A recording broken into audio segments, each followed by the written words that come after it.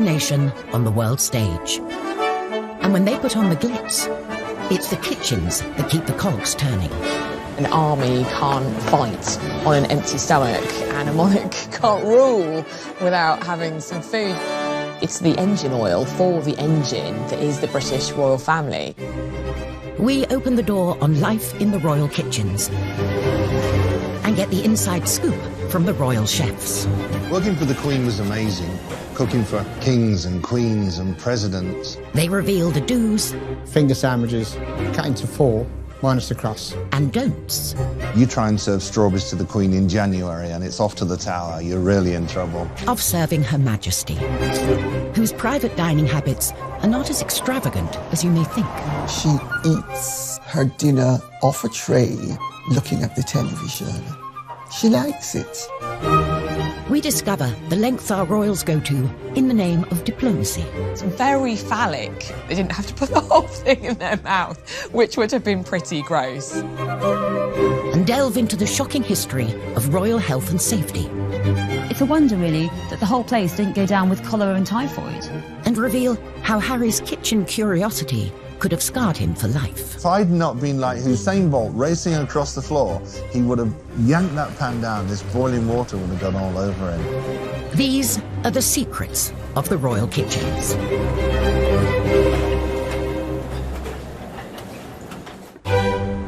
Buckingham Palace, the monarch's official HQ and hub of royal engagements.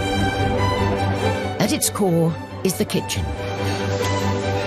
A well-oiled machine with the capacity to cater on a mind-boggling scale. Every year, the royal family cater for thousands and thousands of people, and just at Buckingham Palace alone, it's 50,000 people every year. They have this convening power. They bring people together. And a lot of the events at which they do that, food does play a key role. This dinner is always an opportunity for us to come together as friends. With so many mouths to feed, it's no surprise that the royal shopping bill is eye-watering. In 2018, the royal family spent £1.6 million on food. That food will be food for garden parties, will be food for guests who are visiting that the Queen is entertaining. It'll be for the tea that she gives the Prime Minister at their weekly audience. It's a huge amount of money, and, you know, most people's weekly shop is, you know, £50, £100 down the supermarket. It is an extraordinarily little sum for the premier monarchy in the world. And for us to have spent so little money on food shows how completely efficient and streamlined Buckingham Palace and Windsor Castle have become. And nothing is more streamlined and steeped in tradition than a royal state banquet.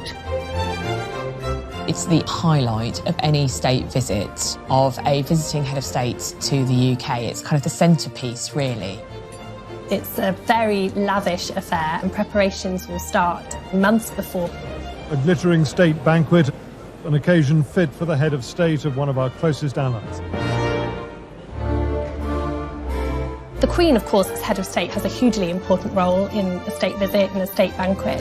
Unlike in the United States, the British head of state is not limited to 2 terms of 4 years. And the banquet is an incredibly sort of personal aspect of the visit to her. I certainly know that the Queen has personal involvement in the menu. She consulted and collaborates with her chefs. One of those chefs was Darren McCready, who worked in the royal kitchens for 11 years.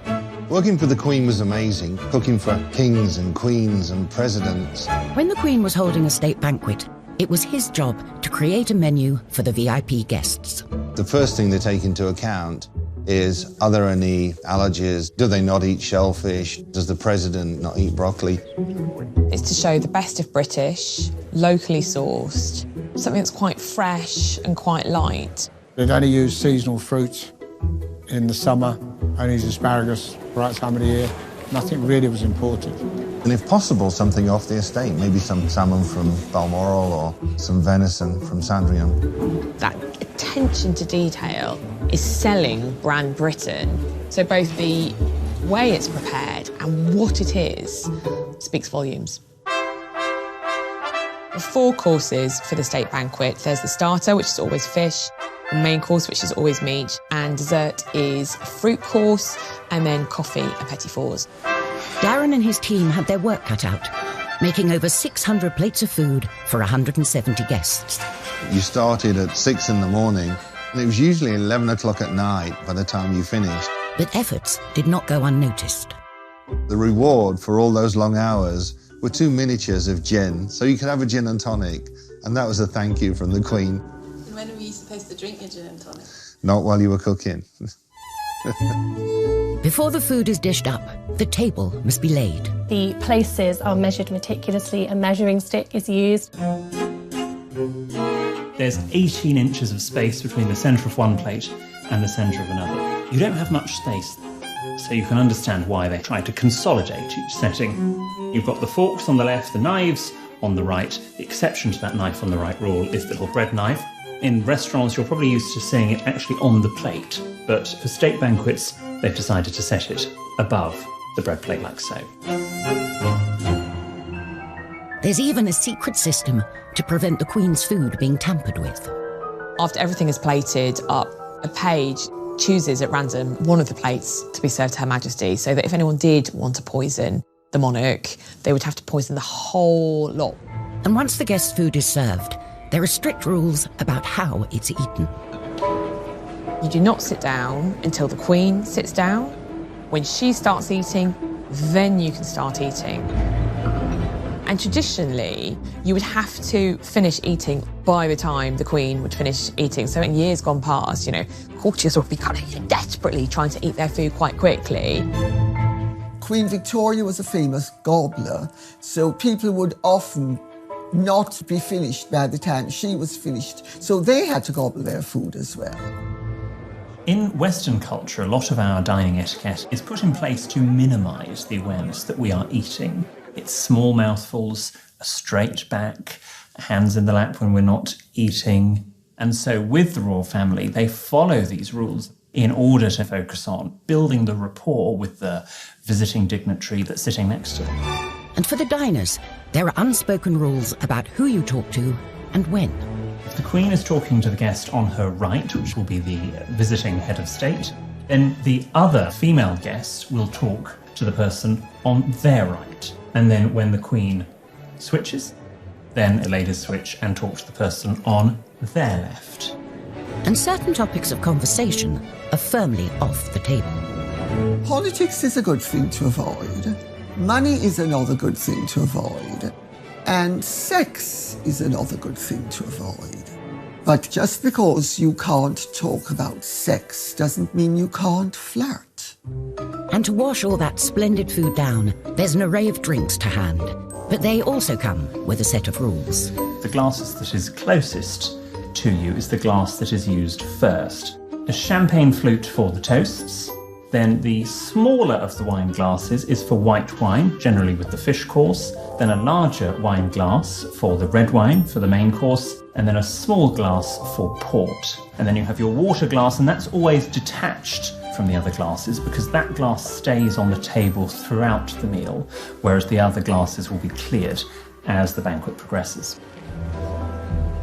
Despite intimate knowledge of the rulebook, things can still go wrong.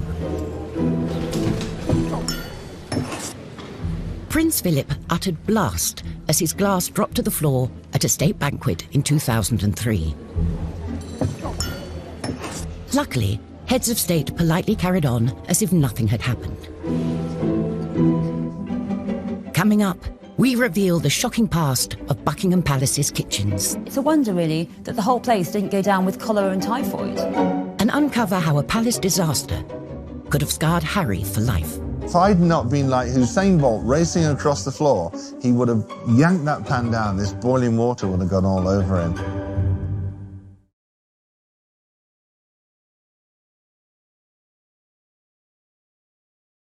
Kitchens are at the heart of the home, and Buckingham Palace is no exception. Staffed by dozens of chefs preparing food and drink for the royals throughout the day. It's 7:30 a.m., the kitchen's first task of the day, the royal cuppa. She only drinks Earl Grey, no milk, no sugar. The Queen doesn't make her own tea. She has a special coffee room. They make all the teas and coffees. But she would actually pour her own tea when she was eating breakfast on her own. All food created in the royal kitchens is overseen by the Queen. The Queen has a royal menu book that's completed by the chef, and the chef does 3 days menus, and that gives us enough time to get all the produce in and prepare it. And when the menu book goes up to the Queen, she puts a line through the dishes that she doesn't want. She has a HP pencil, and she'd tick one or add something that she would prefer. If she's out for dinner, she puts a line through the page. And if she's got guests coming, she'll put 2 or 3, so we know that she's entertaining. The Queen has particular tastes that a chef ignores at his peril. She knows what she likes. Nothing too spicy, because she meets that many people. The last thing she wants, I can smell garlic in my breath, or last night's curry. The Queen doesn't eat garlic, and the Queen doesn't serve garlic, because the Queen is concerned that garlic clings to the being, and you can smell it on the breath. If food is offered out of season, heads will roll. You try and serve strawberries to the Queen in January and it's off to the tower, you're really in trouble. 9 a.m. and it's time for breakfast. Typical breakfast for the Queen would be in her own sitting room. She'd have some hot tea and then a bowl of cereals from a plastic Tupperware container. It might have been served on a silver tray in, lovely porcelain, but it was still kept in Tupperware containers, just like in anyone else's kitchen back at home. Prince Charles has a very particular breakfast routine as well. Whenever the Prince of Wales came to stay with the Queen, he always arrived with that hamper of his own produce. And in the kitchen, we'd have jars of bottled plums from the Highgrove Garden. The instructions were to put 2 plums and a little juice into the bowl and send it in to him for breakfast. I'd send in 2 plums and he would take 1, so they'd come back out after breakfast and I'd put the other plum back into the jar and save it. So one morning I thought, okay, he only eats 1 for breakfast, so I just put 1 plum in the jar and sent it out into the dining room. And the footman came through and said, His Royal Highness said, can you have 2, please? So I had to keep sending 2 in every morning. This wholesome breakfast is a far cry from Queen Victoria's morning spread. It was famously elaborate. It included things like lamb chops, fowl, tongue, eggs, bacon, potatoes. She just went for it, and it's no surprise that she very possibly had digestive problems later in life. The current Queen is more likely to enjoy rich pickings at lunchtime, especially at Balmoral. Balmoral affords recreation as well as relaxation. Hunting, shooting and fishing. There's trout in the streams nearby and salmon at the right time of the year. And when they get a good catch, the kitchens spring into action, cooking a lunchtime dish of grilled fillet of salmon with a watercress sauce, one of the Queen's favourites. And royal chef Des Sweeney was the man to do it. The salmon would have been caught in the River Dee behind Balmoral. Des worked as the Queen's chef for 3 years. This is a smallish salmon. It's about £5 in weight. It's a bit of a go-to safe dish, one that the family enjoy, one that she likes to present to guests. The Queen's guests would fish for salmon. Staff were allowed to fish. If they caught one, they would offer it to the Queen, who would politely decline. So I've got a fillet off. These are pin bones. They're very, very small. And if you're doing a large amount of salmon for like a state banquet, it's a very tedious job. A few years ago, when the Queen Mother was alive, unfortunately she got a fish bone stuck in her throat. Traditionally, you swallow bread, and bread will take it down. But this day, it didn't work, so they had to get her to the hospital quite quickly, apparently. It wasn't me. So here I'm just taking the skin off the back of the salmon, and then we're just portioning it up. The Queen famously hates waste. From the tail ends, we'd make fish cakes that go down to staff, or that would go to breakfast dish. Queen eats very sensibly, really. Meals at a regular time. She doesn't have big meals, doesn't have late meals, and it's really good for your metabolism to live like that. So it's been filleted, lightly oiled, and I'm just going to grill it very simply We'd make a few portions, normally one spare, just in case the worst happens, we drop one, or the tray gets spilled, or something like that. The Queen is particular about sauces, so Days has to ensure it's totally lump-free. Generally, the sauce has to be sort of processed so it's very fine. Quite often it'll be strained. So for plating up, I'm going to use some Norfolk Samphire, just on the bottom, just gives it a little texture. So there you have a grilled fillet of Balmoral salmon, watercress sauce, a light lunch fit for a Queen. So with the Queen's lunch sorted, it's time to feed the corgis. And it's anything but a dog's dinner. They had their own menu. One day lamb, one day chicken, one day beef. And we'd have to make sure that all of the meats we cut into very, very fine dice, a brunoise, so that there were no bones in there, because we couldn't have the royal corgis choking. It's 4 o'clock, and we can reveal the Queen's favourite form of refreshment. The absolute sacrosanct part of the Queen's day, she loves afternoon tea. Can I just have a little milk? And actually, I think it's very instructive that when Meghan, Duchess of Sussex, first met the Queen, it was at afternoon tea at Buckingham Palace. Drinking tea as a social ritual has a long-standing royal connection. Catherine of Braganza, wife of King Charles II, brought tea to England from her native Portugal. She drank it daily, and fashionable upper-class ladies flocked to copy her habit. Nowadays, tea drinking, often accompanied by some delicious tidbits, remains a traditional afternoon treat for the royals. Finger sandwiches, so that'd be cucumber, smoked salmon, cream cheese, cut into 4, minus the crust. And then you turn them on the edge and you cut the edge off.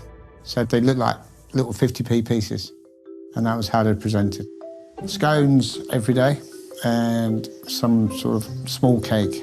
The Queen does have a sweet tooth. Anything with chocolate in.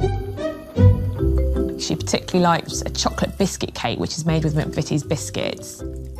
And quite a sweet nod in time spent with his granny. Prince William, actually, for his second wedding cake, chose a chocolate biscuit cake to be served alongside the official kind of fruit cake that he had when he got married to Kate, because he remembered this chocolate biscuit cake from having tea with his granny.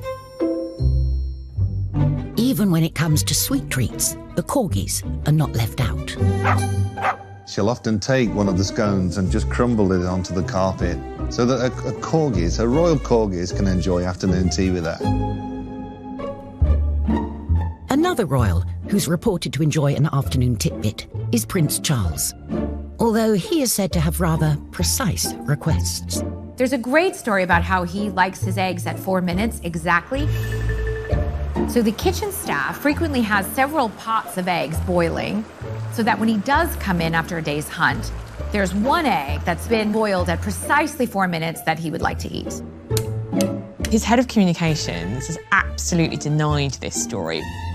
Often when we hear stories about lavish demands from the royals, sometimes staff are anticipating what the royal might want. He might not even know that there were, 4 different pans of water on the boil with all these eggs being prepared just in case. 7 p.m, it's gin o'clock.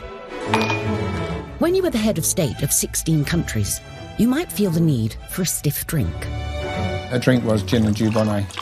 On a big function, there would always be gin and Dubonnet on most of the trays, just in case. You should have to put a hand up and say, "Can I get a drink, please?" When she's off duty, there is reportedly one element of the Queen's private dining that may feel familiar to many of us. She eats her dinner off a tray, looking at the television. She likes it. It's homely, it's cosy, it's comfortable. And to polish off dinner... Most days, there'd be a fruit bowl go up. Queen was a big fan of fresh fruit, especially stuff that was grown locally. And eating fruit has a particular method. Now, this is how the Queen would eat a banana. We don't peel it like a primate. Instead, using the fork, we hold it in place and cut off one end. Then we cut off the other end. And then we turn the knife on its side and go into the skin like so, and then prising it open, and then cut a little bit off and eat like so. But there are times when the royals need to pop out for a treat that really hits the spot. It's the best thing I've eaten for a very long time. Can I pause you on that? Absolutely. Fast foods were also tempting for the royal princess. William and Harry, they loved pizzas, burgers. They loved me to cook them burgers. I remember coming into work one morning and Nanny had asked for roasted chicken and she wanted lots of green vegetables served with it too. Well, I think William or Harry must have looked at the menu and thought, we don't want that. When I came in the evening, there was a note on my desk and it said, Darren, please give the boys pizza for dinner tonight, signed Jess. I looked at it and thought, why is this in the writing of a 5-year-old? And then I realised who'd written it. They actually got the roasted chicken. I was scared of the nanny. The boys' love of food nearly got one of them into serious trouble. I was cooking spaghetti bolognese for them. I had a big pan of water on the stove. And Prince Harry came over and I just happened to turn and look and he put his hand up on the pan and said, what's in here? And if I'd not been like Usain Bolt racing across the floor, he would have yanked that pan down. This boiling water would have gone all over him. Oh, that was a scary day.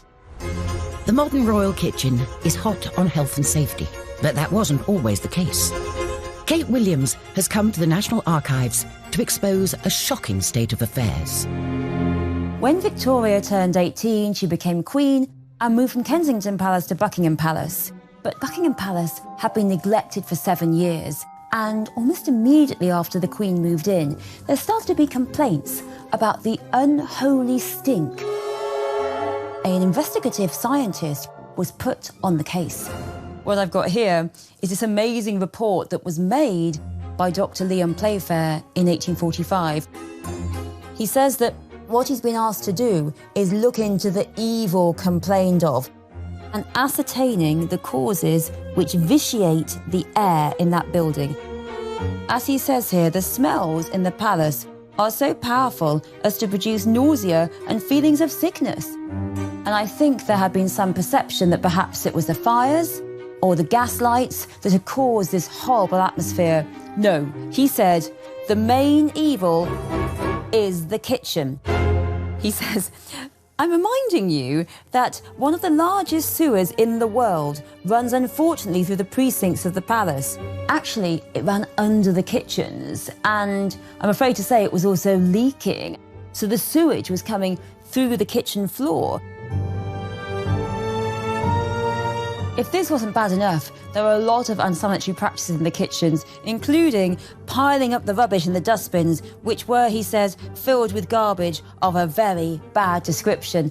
And next to them were urinals for the use of the male servants without a flow of water. You can't flush them. And actually, he's really quite rude about the palace. He says, I could not have believed it credible that such an extraordinary instance of scientific ignorance existed in any building in the present day. He cannot believe it. So you've got a potent combination here of rubbish, of unsanitary practices, and of disgusting sewage. They are all eating food in these incredibly unsanitary conditions. It's a wonder, really, that the whole place didn't go down with cholera and typhoid. Coming up, a right royal mix-up in the kitchen. I said, the gardener wants to speak to you. And he went back upstairs and I walked with him and he said, oh, good morning, Royal Highness. And I thought, it's not the gardener. And Kate and William are faced with a rather phallic diplomatic dilemma. Try a bit, think of England, carry on. They didn't have to put the whole thing in their mouth, which would have been pretty gross.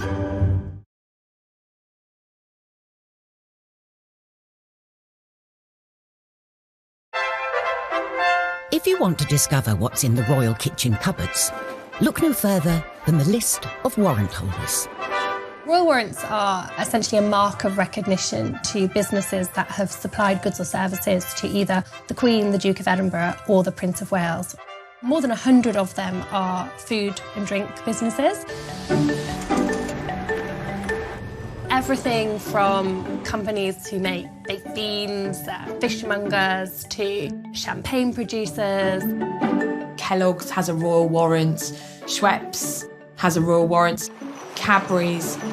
Fortnum & Mason has been filling the royal shopping trolley since the 18th century. They say that Fortnum and Mason is the royal grocer. It was the sweet stall that was a focus for the duchesses. Can I have a turnip? Yeah, of course, please. It's not to be confused with freebies. The royal warrant recipients are not necessarily providing free swag to the royal family. They're just preferred suppliers. And brands need to have supplied a royal household for 5 years. Then they can upgrade their packaging. When a business is granted a royal warrant, that allows them the opportunity to display a royal coat of arms on their packaging. Obviously, that's a huge accolade. But like all of us, royal tastes can change. Sometimes royal warrants can be revoked just because the royals have decided that they've gone off something. So Carr's Water Biscuits, which used to supply cheese biscuits to the royal family, they reapplied for their warrant and it wasn't granted because the royals had just gone off them. Down the road from the Queen's Scottish residence, Balmoral, is a company that has been supplying the monarchy for generations. A whisky distillery, first granted a warrant by Prince Albert in 1848. On a recent visit, Prince Charles got stuck in, checking the goods were still worthy of this honour. We just dropped and then we were getting apples and pears, particularly tin pears. With a nod of approval given, it's back to Balmoral, where the kitchens are gearing up for a visit. Chef Darren McGrady accompanied the royals on several trips, and it's safe to say they don't pack lightly. All the equipment would go from Buckingham Palace. Knives, spoons, ladles, pots, pans, dishes, everything would go up to Balmoral Castle. It took lots and lots of planning. You had to make sure that all the food was ordered to go into Balmoral Castle, where we were going for 4, 6, 8 weeks. And although the kitchen staff and equipment are the same, the royals like to muck in. Prince Philip loves to cook 3, 4, 5 nights a week. They would actually go off and barbecue in the hills. That's when the royal family liked to sort of relax and let their hair down. Once the trappings and routine of royalty are quietly laid aside, the few precious unwinding weeks at Balmoral are a time too for a gathering of strength for the year ahead. The job of being royal is strenuous. Prince Philip was very interested in food, and he'd come down and help choose the ingredients for the barbecue. And the Queen used to put the salad together. Food is still chopped up in the kitchens, so all they have to do is mix it up. For us, it was good. It was more like a night off.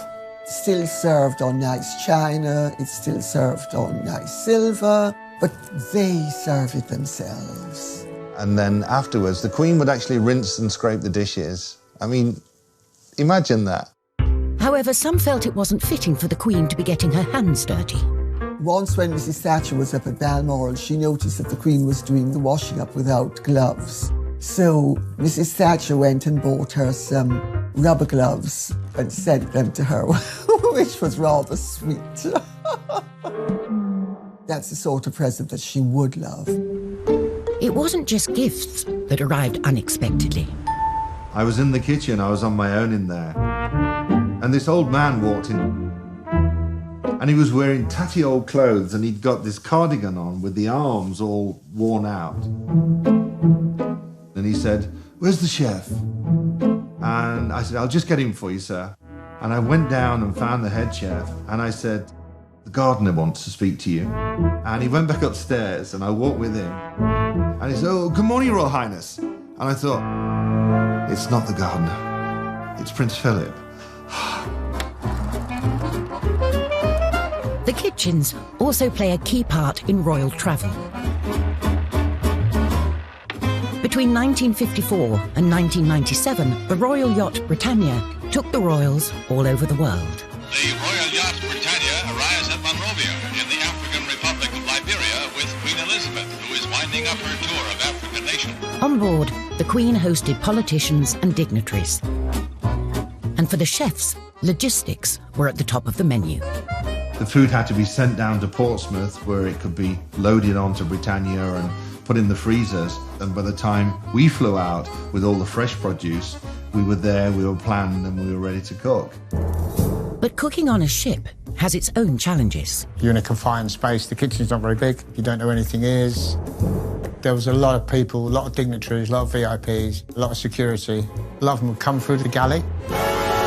So you'd be cooking away, and next thing there's more people walking through, and it's like, is he working in the kitchen or is he VIP? I don't know what he is.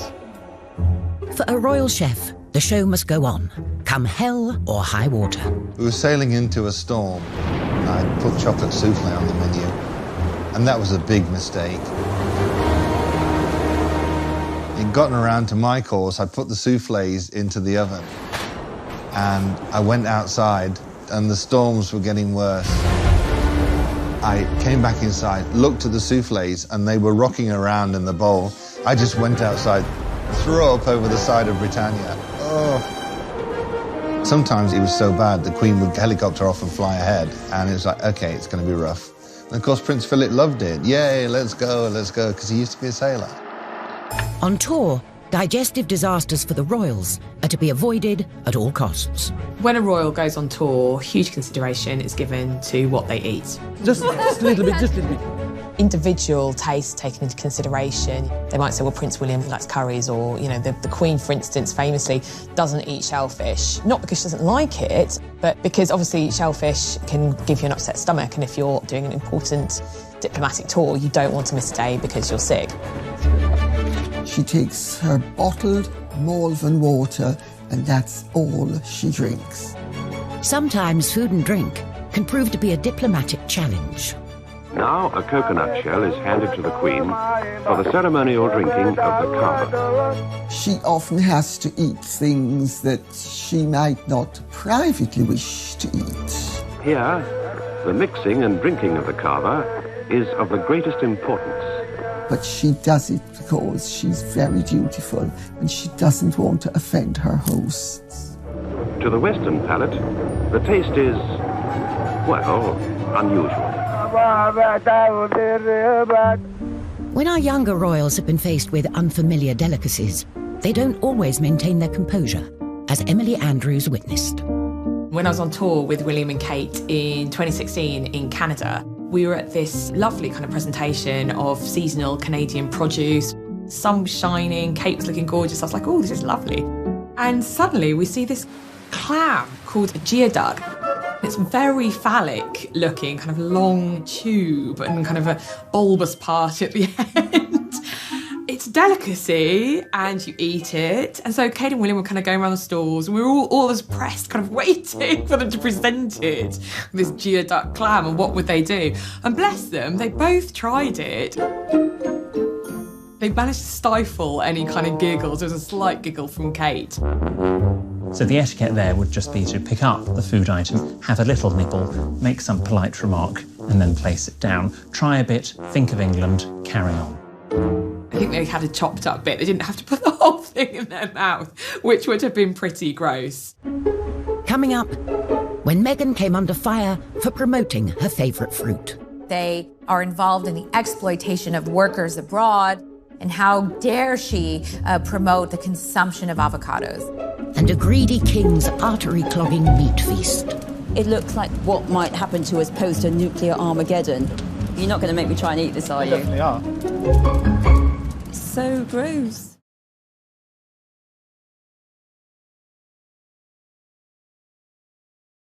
Whether it's hosting a state banquet or barbecuing in Balmoral, the royal requirements are the same. Produce must be locally sourced and sustainable. It's an attitude that now seems surprisingly modern. They were long into seasonal food, long before high street, supermarkets, restaurants, because they understood the produce and where it came from. For Prince Charles, this interest in how food was grown became a passion. He introduced organic food into all the royal palaces. I mean, apparently he used to turn up at Sandringham kind of literally with armfuls of organic produce from Highgrove, his personal house in Gloucestershire, and Prince Philip was like, what's this? So Charles's kind of, funny little habits. Prince Charles is notorious in country house circles for when he comes to stay, he often brings his own food. Not everybody thinks it's a good thing to do, but people put up with it. It's one of his eccentricities. Prince Charles was mercilessly mocked when he professed his love of organic food.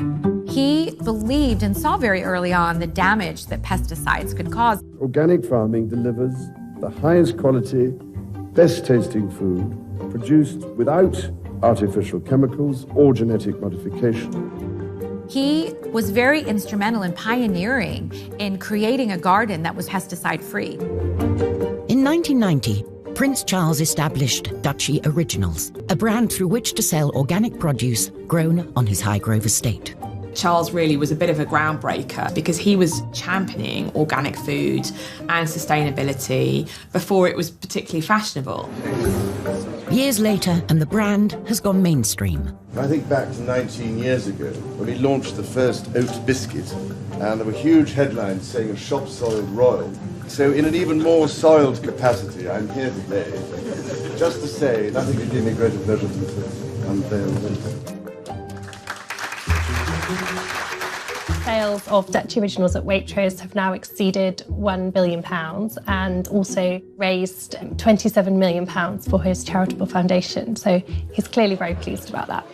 A newer member of the royal family has also used food to champion a good cause, in kitchens far removed from royal palaces. Before Meghan even joined the royal family, she was making private visits to the women of the Hub Community Kitchen, where women had gathered to cook for the community. This is the one project Meghan has made her own. The community kitchen in the shadow of Grenfell Tower that Duchess of Sussex has been coming to for many months. And she said how she instantly felt very at home and very welcomed by that community. And a big part of that was this sort of common love of food. It was clear Meghan has a strong bond with the women who come here. She comes and laughs with us, and then she knows about our family, we know about her, so it's nice. And she came up with the idea of making a cookbook. So using all the ladies' recipes and indeed her recipes to raise money for this community kitchen. With the attention that someone of her celebrity can bring to this cause, the book has been flying off the shelves. The money that it raised was ploughed back into the community kitchen. It was completely renovated. And I remember at the launch, Meghan said that she felt that she'd almost come home meeting these ladies because it was a kind of such a melting pot of different nationalities and identities, and how food bound them all. Before she met Harry, Meghan wrote publicly about her love of creating in the kitchen. We know the most about her in terms of food in comparison to anyone else because, of course, she had a blog called The Tig where she wrote about her love of food and she shared recipes and she spoke about the meals that had influenced her and what her view on food was. She likes to eat clean and green. There's reports of her wanting to eat vegan during the week, so very much kind of plant-based food, and she certainly doesn't, I don't think, eats a huge amount of red meat. The modern royals seem to be much more interested in food, healthy eating, and I think that's exciting. For royals of the past, healthy eating wasn't a priority. Henry VIII lived a life of gluttony and excess, and championed grotesque and meaty concoctions in the kitchen. The cockentrice was one of his favourites. Historian Kate Williams is going to meet Andrew Clark, a chef who still uses an open fire and has been preparing this calorific creation. Oh my goodness. I've read so much about the cockentrice and I've never actually seen one, and there it is. Half pig and half chicken. It looks like the most terrifying mutant thing I can possibly imagine, kind of what might happen to us post a nuclear Armageddon. You're not going to make me try and eat this, are you? Definitely are. I've really got to live like Henry VIII. Okay. The trotters and then the chicken legs. It's so gross. The cockentrice was created by taking half a pig and half a chicken and stitching them together. There's no nice way of stitching this, really. It's all quite Frankenstein. Henry VIII's kitchens were the largest in Tudor England, making over 800 meals per day. Pretty freaky, huh? The cockentrice was roasted on an open fire and served up by the king to his waiting VIPs. If you're Henry VIII's chef, you're just giving him a big signifier of his power here. You're really showing off his brilliance because only he can afford the best people who can make this incredible, creative, time-consuming dish. Henry basically spends the equivalent of £5 million on a massive meat feast. And this is the centrepiece. It's about grandeur, it's about excess, and really showing off. How can we think of the craziest thing to do? I know, let's stuff a pig with a chicken. You know, how fun is that? Would you like to try some? I'm kind of terrified. And also, I'm quite excited because it does smell good. Well, let's give it a go. Let's see what it's give it a like. go. Oh my gosh. Thank you. So I used to be a vegetarian. It's a good thing I'm no longer. Otherwise, I might be quite traumatised.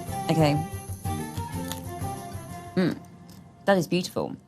If I was at Hampton Court eating this rather marvellous meat, I think I'd be pretty impressed. Well, I think we should drink to the cock and trees. Cheers. Cheers. The humble chicken has taken centre stage for our modern royals too. Famously, Meghan and Harry got engaged as they were trying to cook a roast chicken. It's a standard, typical night Just for a us. cosy night. It was what were we doing? Just roasting chicken and Roasting having a chicken, trying to roast a chicken. trying to roast a chicken. I think Harry said trying to cook a roast chicken. I mean, we know that Meghan is a very accomplished cook. Very romantic. He got on one knee. Standard roast dinner, but that's great. That's, shows that they're normal. It's something that we can all imagine doing. It's not something that we think, oh, well, that's because they were royal, they were doing that. And any meal they eat can make the news. But it's not always a welcome headline, as a friend of Meghan's discovered on a visit to Kensington Palace. He posted what I'm sure he felt was a very innocuous photo of avocado toast and wrote that Meghan was the avocado whisperer because she does such great avocado toast. One newspaper absolutely went after Meghan for eating avocados, saying that they are involved in the exploitation of workers abroad and how it's a controversial thing to eat and how dare she promote the consumption of avocados. An unconventional life in the limelight hasn't stopped the brothers from having an ordinary approach to food. We're living together as brothers, and it's fantastic. It really is. He does most of the cooking. I just laze around watching TV. If you think about William when he was at university, he did have that regular university experience. He lived with other students and that he did the things that other students do, and that would have extended to the way that he ate as well. He certainly wasn't up in St Andrews with a chef who was preparing his meals. That just wasn't happening. And same way with Harry when he was in the military. He didn't go with his own chef. It was very much a case that he fitted in and did what everyone else did. So they do have that pretty ordinary relationship with food. They bring it up to modern day, aren't they? Too kind, thanks so much. It's the new kids on the block. Harry and William don't want to live like Grandma.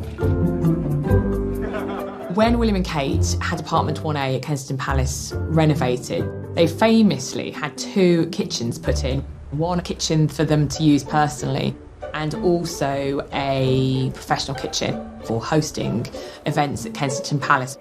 Kate in the papers was dubbed 2 Kitchens Kate. I've had conversations with her about how much she loves to cook, and she certainly likes to cook for the kiddies. When faced with a baking challenge, Kate can definitely rise to the occasion. William, however, could do with a little practice. Swing across. Yes. Oh no! Look, like that. It sort of looks like a pretzel. Of course, when we think about the royals, and particularly the Queen, they have loads of staff to do everything for them. But actually, Kate cooks a lot of their meals herself. And I think she likes to do that because, like most of us, that's the heart of her family life. Whatever the royal family eat, and wherever they are, the eyes of the world are watching. They are very much on display, and every engagement that they do, they are watched very closely. We might have to come down there for lunch. Everything they eat and drink becomes the story. And even though the modern royals have a more hands-on approach to food, their chefs will always have a vital role to play. Kate will not be queen in a tiara going shopping around Waitrose. That's not going to happen. She wouldn't have time in any case. She's going to be too busy. But whoever is on the throne, the royal kitchens will always be at the heart of the monarchy. Food is very important when it comes to the way that we function as a country diplomatically. That's going to continue to be a key feature in the future. It's the engine oil for the engine that is the British royal family.